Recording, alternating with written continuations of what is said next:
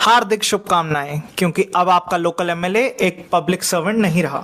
Yes, as per the latest order of the Delhi High Court on 23rd of December 2025 in the Unnao rape case, an MLA is not a public servant. But इसको और detail में समझने से पहले चलो मेरे साथ एक बारी गिनती करते हैं।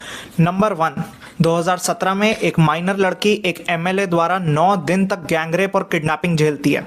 नंबर 2, पुलिस उसकी कंप्लेंट 1 साल तक रजिस्टर करने से मना करती है। नंबर 3, उस एमएलए का भाई उस लड़की के फादर को पीटता है और पुलिस उस फादर को कस्टडी में ले लेती है।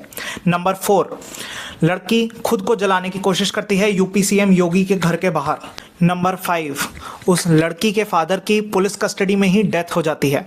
नंबर 6, जब वो लड़की आगे केस परसू करती है तो रायबरेली में वो लड़की, उसका लॉयर और उसकी 2 आंट्स एक कार एक्सीडेंट में होते हैं। जो कार एक्सीडेंट एक ऐसे ट्रक से करवाया होता है जिसकी नंबर प्लेट ग्रीस्ड होती है। उसकी दोनों आंट्स की डेथ हो जाती है। लॉयर और वो लड़की सीरियस कंडीशन में होते हैं। नंबर 7, इतना सब होने पे सुप्रीम कोर्ट ऑर्डर करता है कि उस लड़की को और बाकी विक्टिम्स को एयरलिफ्ट करके दिल्ली के एम्स लाया जाए।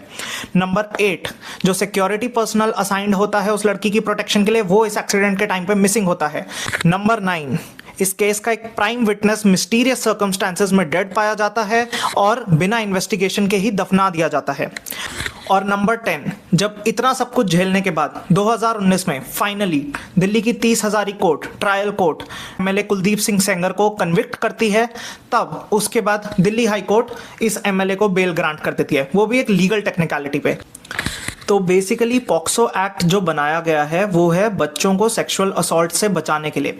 इसमें 2 तरह के ऑफेंसेस हैं, पेनिट्रेटिव सेक्सुअल असॉल्ट जिसे हम आम भाषा में रेप बोलते हैं, और दूसरा है एग्रीवेटेड पेनिट्रेटिव सेक्सुअल असॉल्ट जिसे हम एक सीरियस नेचर ऑफ रेप बोलते हैं, क्योंकि एक पोजीशन ऑफ अथॉरिटी, एक पर्सन इन पावर, एक पब्लिक सर्वेंट जैसे लोगों द्वारा किया जाता है। And as per the POCSO act, aggravated rape के केसेस में पनिशमेंट भी और बेल कंडीशंस भी ज़्यादा स्ट्रिक्ट हैं, तो इसलिए बेल भी इजीली नहीं मिलती। लेकिन रेप के केसेस में ये कंपैरेटिवली थोड़ा आसान है बेल उस केस में मिलना। तो what the honourable Delhi high court has done is that उन्होंने section 5 of the POCSO act को इस तरह से इंटरप्रेट किया है जिसकी डेफिनेशन ऑफ पब्लिक सर्वेंट में एमएलए इंक्लूड नहीं होता है। इसके पीछे की रीजनिंग ये है कि पॉक्सो एक्ट बाकी कुछ ही एक्ट से डेफिनेशंस बोरो कर सकता है, जैसे IPC, CrPC, juvenile justice act बाकी सबसे नहीं कर सकता। लेकिन इस इंटरिम ऑर्डर में क्या हुआ है कि the public servant definition in section 21 of the IPC has been interpreted so strictly कि यहां पे इस डेफिनेशन में एमएलए को इंक्लूड नहीं किया गया। And the court was free to do that. I am not questioning the honourable high court, but I am merely questioning the judgment कि क्या इस सेंसिटिव केस में इतनी स्ट्रिक्ट इंटरप्रिटेशन जरूरी थी या नहीं।